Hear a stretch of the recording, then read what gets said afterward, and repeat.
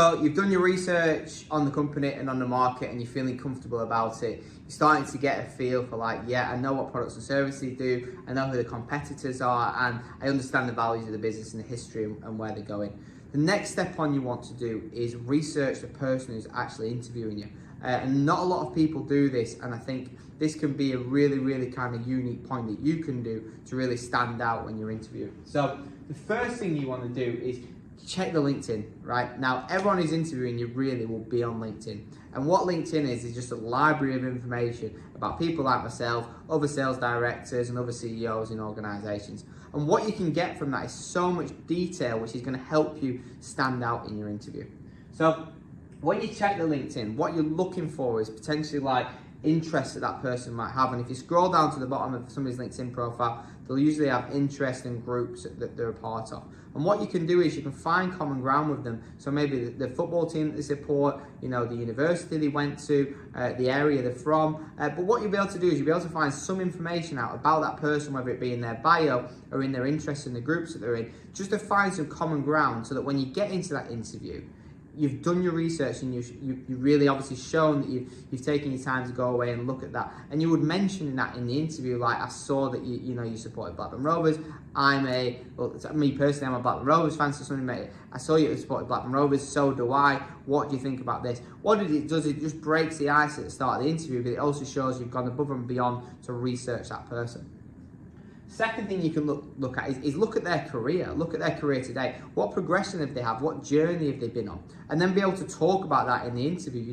I really respect you and I looked at your career and I saw that you were a sales exec and you've grown all the way up to sales director in the last 10 years. That's really, crucial to me to learn off someone who's been through that journey themselves. And I'm really excited about doing this interview with you today because I've seen the journey you've been on and I want to replicate that yourself. I'll never forget, somebody did an interview with me and they mentioned to me, I saw you were at QA, you've done X, Y, and Z at QA, you've obviously had an amazing journey and it's a pleasure to talk to you today. And just that little bit of information at the start of the interview totally changed the interview, and I knew this person was going to be a great candidate because he'd done that.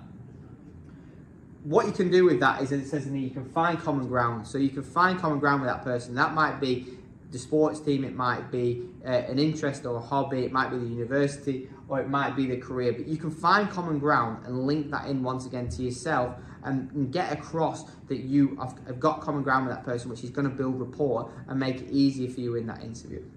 The next thing that you can do, and not a lot of people do this, but as I said, I think it's a really unique thing that you can do, is you can actually go and connect with the person on LinkedIn before the interview. Drop them a connection and just message them in the connection saying, really looking forward to having our interview and looking forward to learning from you, and then connecting.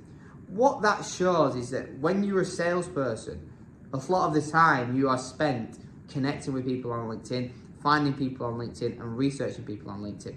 And so if you're doing that in the interview stage and in the interview process, what that shows to the hiring manager is, well, if they're doing that now, what they're going to be doing when they've had some training. So going away and just doing some research on that person, finding out a bit about the background, finding out about their interests, finding out about their career, linking that back into yourself, being able to obviously give that information out, and then connecting with them and sending them a little message on LinkedIn will go a long way to show that you are totally different to all the other candidates in the market. So hope you take that in, try it when you go on an interview, check it out, and check out the next video. We're going to talk about how you can set yourself apart from other candidates in an interview with setting out a plan of how you will do the role.